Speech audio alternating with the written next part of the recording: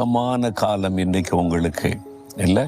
வீட்டுக்குள்ள நெருக்கம், பிஸ்னஸில் நெருக்கம், ஊழியத்தில் நெருக்கம், எங்கே போனாலும் ஒரு நெருக்கமாக இருக்கு. நிம்மதியை வேலை செய்ய விட மாட்டேங்கிறாங்க.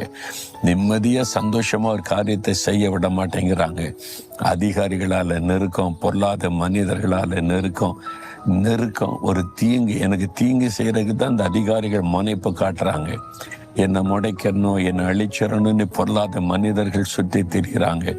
தீங்கான காலம், நெருக்கமான காலம். அப்படி கடந்து போறீங்களா?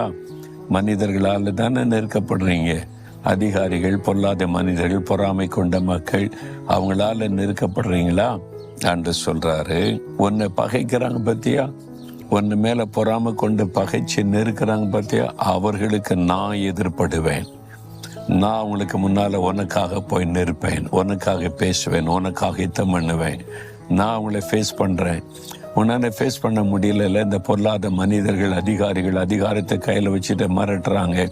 பொல்லாத மனிதர்கள், ஐயோ அவங்க பொல்லாங்க செய்யறவங்க பயமுறுத்துறாங்க.